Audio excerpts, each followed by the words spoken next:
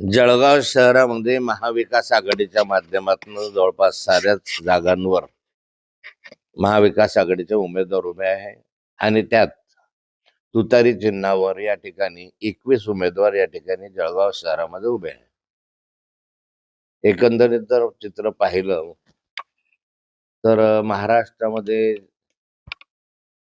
नाशिक असेल, पुणे असेल, पिंपरी चिंचवड आहे, मुंबई आहे, नवी मुंबई आहे, नागपूर असेल, अमरावती असेल, अशा अनेक महानगरपालिकांमध्ये मतदारांचा चांगला उत्साह दिसतोय. म्हणजे चर्चा जोरात आहे, भाषण जोरात आहे, परंतु जळगाव शहरामध्ये एक सन्नाटा आहे. जळगाव शहरामध्ये अजून निवडणुकीचा जोर चढलेला नाहीये आणि याचं कारण असं आहे की जळगाव शहरामध्ये ज्या अलीकडच्या कालखंडामध्ये घटना घडल्या त्या शॉकिंग आहे.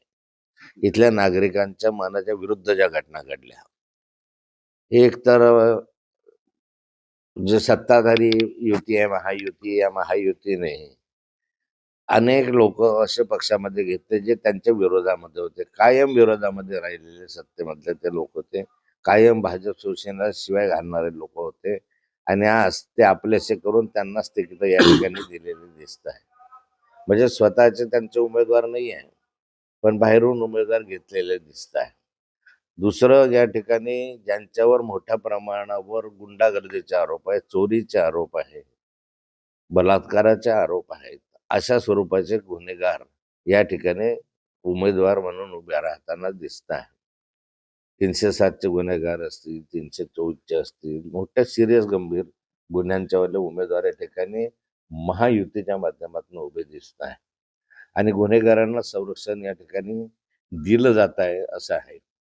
आणि सर्वात महत्वाचं म्हणजे चीड आणणारी गोष्ट लोकांना अशी आहे, ज्याच्यामुळे संताप मतदारांच्या मनामध्ये असा दिसतो आहे की या ठिकाणी 12च्या वर सदस्य बिनविरोध करण्यात आले आणि बिनविरोध करत असताना ज्या भानगडी झाल्या, ज्या मारामारी झाल्या, ज्या पैशाचे आर्थिक व्यवहार झाले आणि त्यामुळे लोकांच्या मनामध्ये चीड या संदर्भामधली निर्माण झालेली आहे.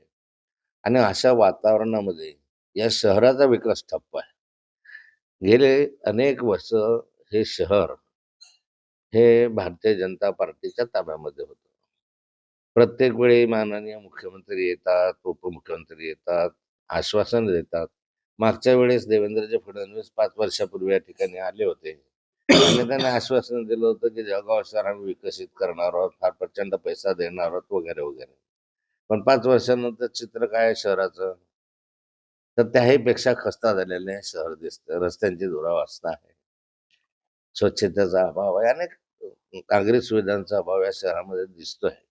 म्हणजे तुमच्या हातामध्ये सत्ता दिली होती ना, मग सत्ता दिल्यानंतरही ते तुम्हाला सांभाळता आले नाही किंवा त्याच्या माध्यमातून तुम्हाला काम करता आलं नाही आणि परत तेच आश्वासन आता द्यायचे. त्यामुळे आता या आश्वासांना, या प्रलोभनांना मतदार बळी पडणार नाही असं चित्र आज आहे. पण मतदारांमध्ये एक भावना आहे की या ठिकाणी त्यांना असं वाटतं आहे की महाविकास आघाडीच्या माध्यमातून जे उमेदवार उभे केले आहे त्याच्यापेक्षा काही उमेदवार अधिक अपक्ष उमेदवार उभे आहेत. त्यामुळे अपक्ष, महाविकास आघाडी आणि समोर महायुती, अशा स्थितीमध्ये अशी शक्यता नाकारता येत नाही की जनता आता महाविकास आघाडीला तर मतदान करेलच, पण काही ठिकाणी जे बिनविरोध झाले त्याच्या ठिकाणी काही उमेदवार जे उभे आहेत अपक्ष म्हणून वगैरे आणि अन्य ठिकाणी तर अपक्षही मोठ्या प्रमाणावर या शहरामध्ये निवडून येण्याची शक्यता नाकारता येत नाही. कारण लोकांच्या मनामध्ये चीड आहे, त्यामुळे पर्याय शोधत आहे. परंतु महायुतीला प्रतिसाद मिळेल अशी आता मला शक्यता वाटत नाही. शेवटी जनता आहे, त्यांचा निर्णय ते घेतील. केवळ बदलापूर मधला अत्याचार प्रकरणातला आरोपी आहे, त्याला भाजपने स्वीकृत नगरसेवक म्हणून घेतलेला आहे. तर भाजप पूर्वीसारखा भाजप राहिलेला नाही. मी भाजपमध्ये 40-45 वर्ष काम केलेलं आहे. तो भाजप आणि या भाजपमध्ये फार मोठं अंतर आहे.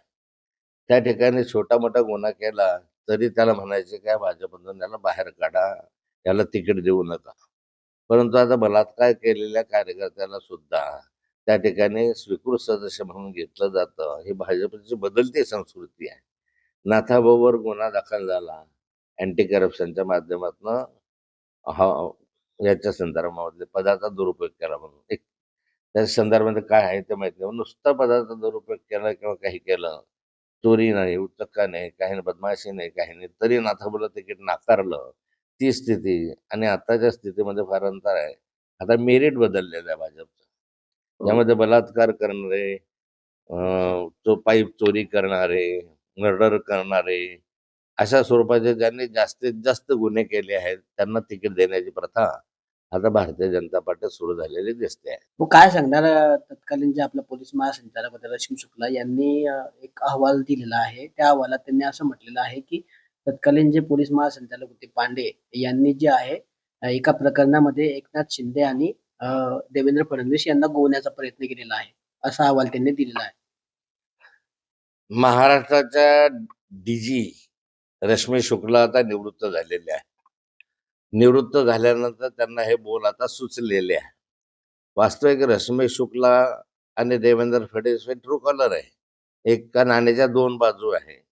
रश्मी शुक्लांनी देवेंद्र फडणवीसांच्या आज्ञेप्रमाणे अनेक कामं केले. त्यांनी मलाही अडकवण्याचा प्रयत्न केला होता. 61 दिवस माझाही फोन बिना परवानगीने त्यांनी त्या ठिकाणी टॅपिंगसाठी ठेवलेला होता. कोर्टामध्ये ही केस चालू होती. रश्मी शुक्ला जसं वरून सूचना येईल त्याप्रमाणे काम करणाऱ्या होत्या.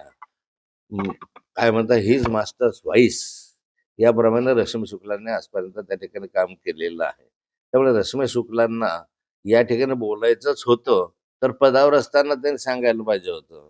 पण पदावर नसताना बोलणं म्हणजे मग हेतू पुरस्कार जाणीवपूर्वक मी आता पदातनं मुक्त झालेले आहे, आता काहीतरी सांगितलं पाहिजे या दृष्टिकोनाने केलेले उपद्व्याप दिसत आहे. राज ठाकरेंनी म्हटलेलं आहे की गिरीश महाजनपेक्षा जो लाकूड तोडा आहे तो प्रामाणिक होता आणि असा टोमणा त्यांनी लगावलेला आहे. काल राज आणि उद्धव साहेबांची फार प्रचंड मोठी अशी सभा नाशिकला पार पडली. त्या सभेचा प्रतिसाद पाहता नाशिक शहरामधलं चित्र बदलेल असं आज तरी वाटत आहे. त्या ठिकाणी गिरीश महाजनांना त्यांनी लाकूड तोड्याची एक उपमा दिली आणि त्यांनी त्या ठिकाणी उदाहरण दिलं एक की एक लाकूड तोड्या त्या ठिकाणी त्याची पाण्यामध्ये पुरं. कुऱ्हाड बुडते त्यावेळेस त्याची परीक्षा घेण्यासाठी देव येतो आणि त्याला विचारतो. त्या विचारताना एक सोन्याची कुऱ्हाड दिसते, तो म्हणतो माझी नाही आहे. नंतर चांदीची देतो, म्हणतो माझी नाही आहे. मग लाकडाची देतो, तो म्हणतो माझी आहे. म्हणजे तो लाकूड तोड्या प्रामाणिक आहे असं त्यांचं म्हणणं असतं. त्या लाकूड तोड्यापेक्षा गिरीश महाजन अप्रामाणिक आहे अशा स्वरूपाचा त्यांनी या ठिकाणी लाकूड तोड्या म्हणून गिरीश महाजनांचा उल्लेख केलेला दिसतोय. लाकूड तोड्या बळा होता, मात्र यांनी अनेक कार्यकर्ते या ठिकाणी छाटले असंही ते म्हटलेले. ही वस्तुस्थिती आहे त्या ठिकाणी. सर्वत्र आपण पाहतोय कार्यकर्ते जे आहेत वर्षानुवर्षे काम करणारे कार्यकर्ते जे आहेत ते सतत जे उचलत आहे आणि ज्या छातीवर उभे होते त्यांच्या किंवा जे त्यांनाच या ठिकाणी विरोध करत होते त्यांना तिकीट दिलेले आहे. त्यामुळे सर्वसाधारणपणे जो प्रामाणिक कार्यकर्ता आहे तो त्या ठिकाणी नाराज आहे आणि त्यामुळे ज्या ठिकाणी असं दिसत आहे की ज्या प्रामाणिक कार्यकर्त्याचे तिकीट कापले, जसे लाकडं कापायला घेतले तसे कार्यकर्त्यांचे तिकीट कापले. जर करतायत एकनाथ शिंदे आणि त्यांचे लोक, त्यामुळे काही दिवसांनी एकनाथ शिंदेचं पद जाईल असा आरोप जो आहे गणेश नाईकांनी केलेला आहे.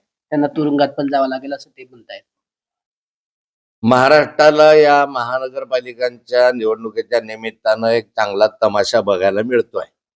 करमणूकही होत आहे आणि वेगवेगळे रहस्य जाणून घेत आहेत.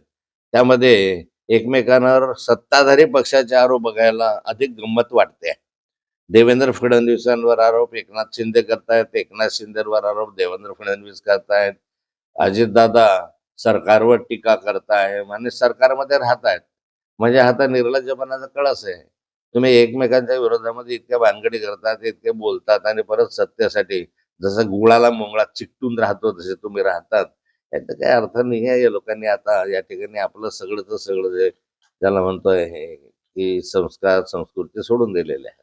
व मुंबईमध्ये जे आहे आता महापालिकेवर सांगितलं हिंदुत्वाचे विचार आम्ही आज सांगितलं, पण मात्र छत्रपती संभाजीनगरमध्ये भाजपची जी आहे एमआयएम सोबत छुपी होती, तर दुसरीकडे मुंबईमध्ये शिवसेनेने एमआयएम सोबत युती केली पाहायला मिळतंय.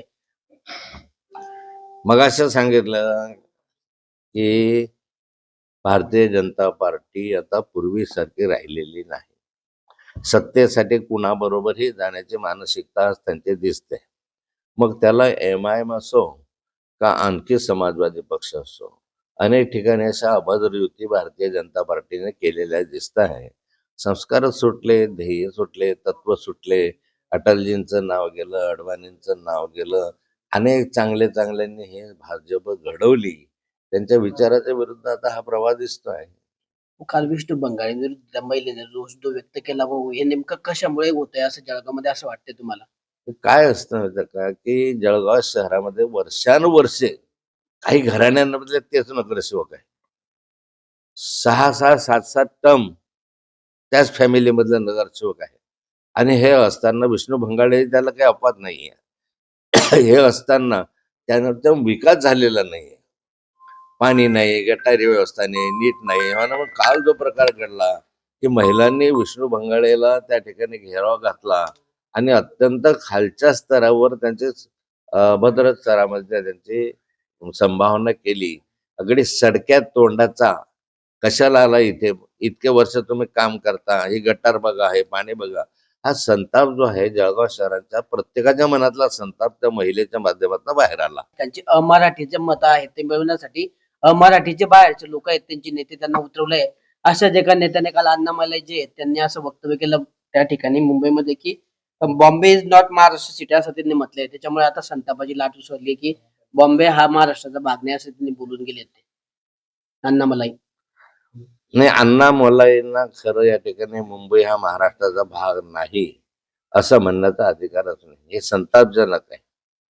आणि या ठिकाणी येऊन आमच्या छातीवर जर असं म्हणत असतील तर याचा तीव्र शब्दात निषेध केला पाहिजे. त्या विरोधामध्ये आता अपक्ष जे आहेत मोठ्या प्रमाणात उभे राहिलेले दिसत आहेत आणि त्यांच्याच पक्षातील नाराज उमेदवार जे आहेत ते पाहायला मिळत आहेत. आपल्या जळगाव जिल्ह्यातही जळगाव शहरातही जर बघितलं तर 27हून अधिक जे उमेदवार आहेत ते भाजपचे आहेत, पण ते भाजपच्याच उमेदवारांच्या युतीच्या विरोधात उभे पाहायला दिसत आहेत आणि भाजपने त्यांच्यावर आता कारवाई केलेली आहे. आणि मी मगाशी सांगितलं आपल्याला की या संदर्भामध्ये भारतीय जनता पार्टीने बाहेरच्यांना तिकीट दिले आणि आपल्यामध्ये वर्षानुवर्ष काम करणाऱ्यांना तिकीट दिलं नाही म्हणून नाराज होऊन त्यांनी या ठिकाणी अपक्ष म्हणून उमेदवारी काही ठिकाणी घेतलेली दिसते आहे. असं चित्र असू शकतं यावेळेस पुढच्या निवडणुकीमध्ये. मी सांगितल्याप्रमाणे की भारतीय जनता पार्टीपेक्षा किंवा महायुतीपेक्षा बंडखोर किंवा अपक्ष आमदारांना लोक प्राधान्य देतील आणि महाविकास आघाडी बरोबर त्यांनाही ते निवडून देतील.